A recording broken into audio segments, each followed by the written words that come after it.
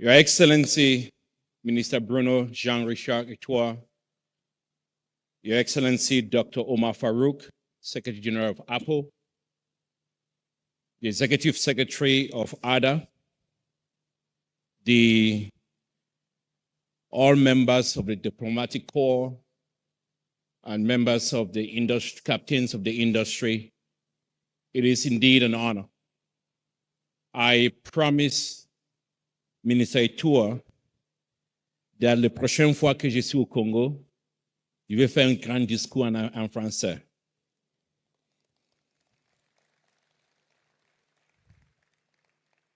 J'ai préparé un discours, j'ai même écrit ça, et j'ai essayé pour préparer pour parler en français, mais je ne peux pas. C'est toujours difficile pour moi. Mais je suis très content que je suis dans mon deuxième maison, le Congo.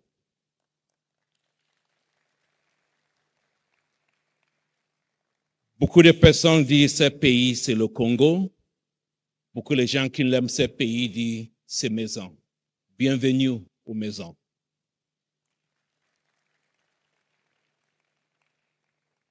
If I continue in French, Mike Sanster would have a hard time. So just because Mike is the largest producer in Congo, I would have to speak in English so he can put more money. So Mike, this is for you. Congo, from onshore Africa, onshore Congo, to offshore. Secretary Barroso could not miss this occasion because, as they say, geology doesn't share borders. Basins even don't share borders. There is a connection with investing in this country. A legacy producer that has attracted some of the best companies in the world to invest in prolific hydrocarbons. Nowhere else could that be found but this country that has set out a vision across Africa when it comes to hydrocarbon production, but not just for Congo, but to deal with global energy security.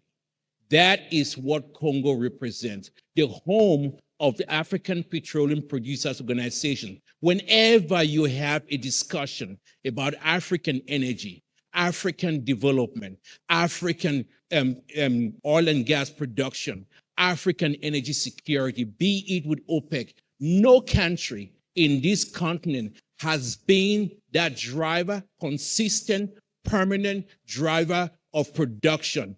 That country represents it, and we are so happy that the industry in this country is right back, strong and alive, and we thank you, Congo. At a time when we look at the energy industry, where we look at global shifts in energy and a lot of difficulties, we look at Congo for energy stability, dealing with our energy security. It is for that reason why Congo takes a very strong position, be it with OPEC, but also recognizing that reforms need to happen. I'm very happy Secretary Barroso is here because I hope he's whispering some ideas to Minister Etoile here. I think Angola, your neighbor, showed what it takes. I remember being in Angola in 2018. The room was not even half of this room. It was very small. Country was in a very difficult state. Production was declining. Everybody said the Angolan game is over. They got together. Not even as full as this room. They started working on it. They stayed consistent. They kept going.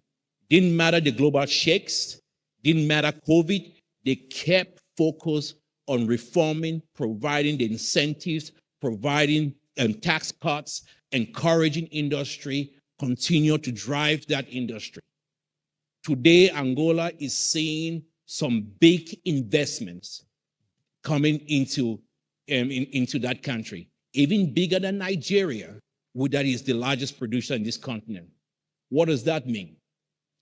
That means that Congo can replicate that.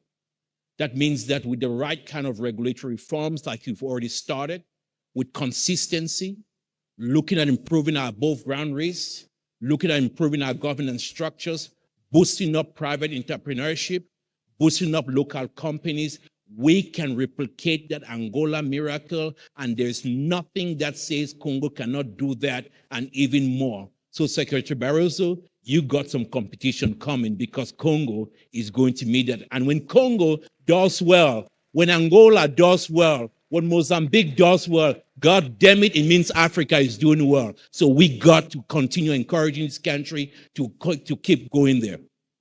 As we go through the next few days of this conference, as we engage in these discussions, I want us to be firm to what we believe. That at a time when we go from not just Perenco, but Amat resources, they're little guys, but they got some aggressiveness in them, and they say they want to do more, and so we welcome them. But we also look at what Congo has already accomplished in going through complex deals that they keep making it happen.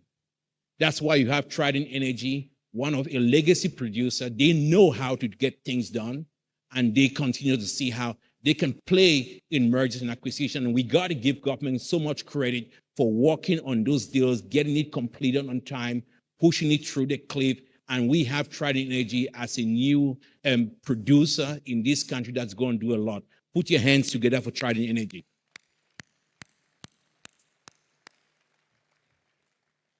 I'm not just going to say some nice things about Trident Energy. Build that damn FLNG in this country. So we're going to have enough FLNG. Maybe Trident's going to do it, or they're going to do some beautiful LNG plant with gas. So Jean-Michel Jacquelot, vous êtes mon frère, je t'aime, mais je veux votre l'argent dans ce pays. And that,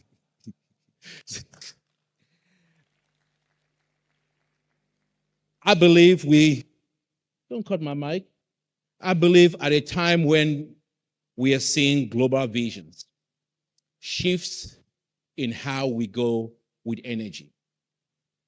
There is a big, big push to say we should leave our oil in the ground.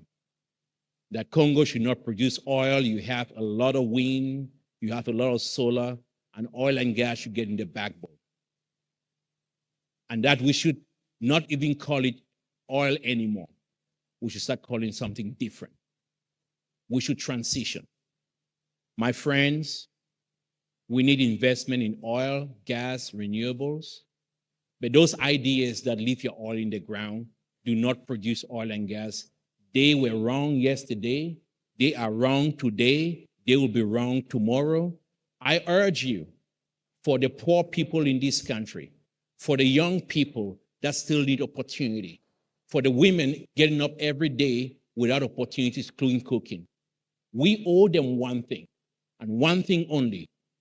Besides drill, baby drill, I urge you to produce every drop of hydrocarbons you can find to get people in this country and across Africa out of poverty. That must be a solemn pledge that we do to every Congolese, everybody, and we must not back on that commitment. Because just as they produce energy to take care of Europe, we have every right and every responsibility to produce energy to take care of poor people in this country because they deserve it. They are not second class, they are first class, and we need first class energy for Congolese people and everybody. And we must not at any time back down and never, ever stop saying drill, baby, drill. Thank you so much for having me, and I wish you a very good conference. Thank you.